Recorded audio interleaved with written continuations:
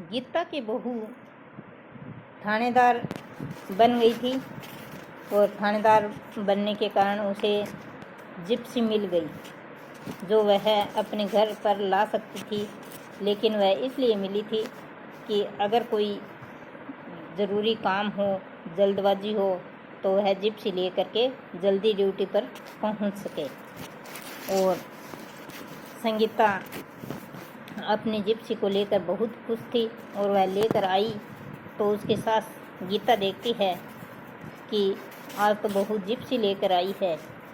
और जब वह जिप्सी से बाहर निकलती है तो गीता पूछती है, बेटा आज ये जिप्सी किसकी? तो बहू कहती है, माँ जी आपके बहू थानेदार है इसलिए ये जिप्सी आपकी बहू को मिली है। तो सास कहती है, अच्छा ये तो बहुत ही खुशी की बात है, तब तो मुझे एक बार इस जिप्सी के अंदर बैठा कर घुमा दो, झूला तो ले लेंगे।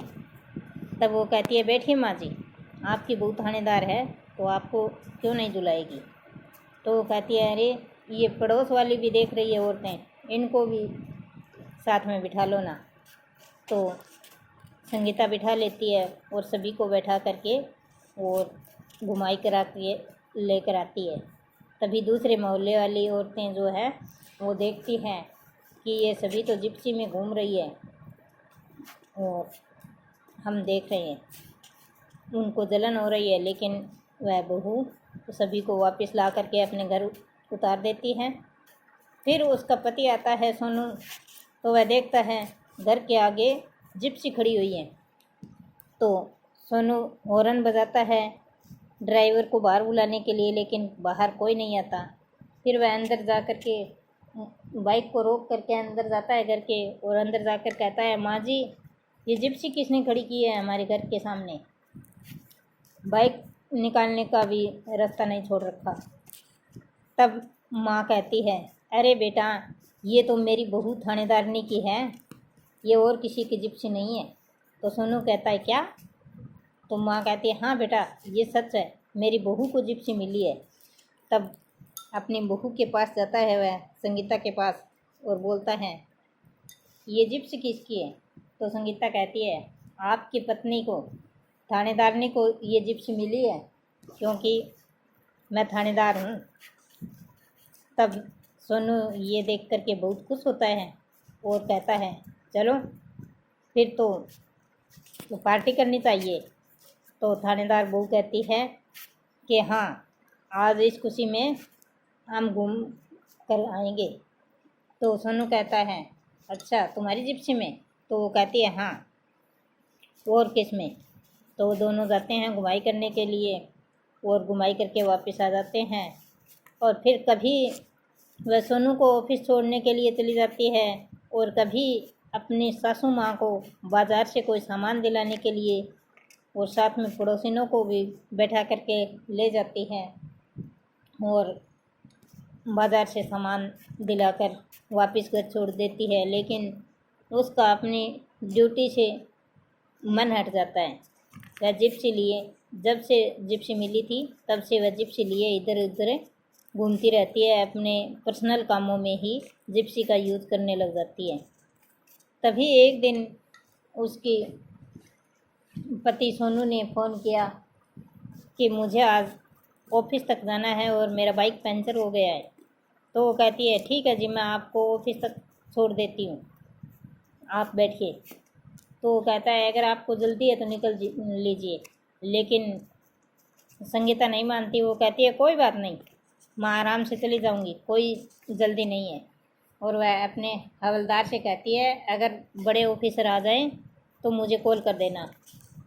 तभी वह ऑफिस तक छोड़ने ही वाली होती है, तभी हवलदार का फ़ोन आता है और वो कहते हैं कि एसपी साहब आ गए हैं और आपको बुला रहे हैं। हवलदार का कॉल आता है और हवलदार कहते हैं कि एसपी साहब आपको बुला रहे हैं कोई ज़रूरी काम से। तो वह कहती है, बाकी सब छोड़ो, एसपी साहब से आप बोलिए कि मेरी जिप्सी पंचर हो गई है तो आने में थोड़ी देर होगी। इतना बोल करके वह फ़ोन काट देती है। तभी एसपी साहब हवलदार के पास खड़े होते हैं। जब वह अपने पति सोनू को ऑफिस छोड़कर वापस चलने वाली होती है, इतने में उसकी जिप्सी के सामने से एसपी साहब की गाड़ी आ जाती है और एसपी साहब गाड़ी से बाहर निकलते हैं।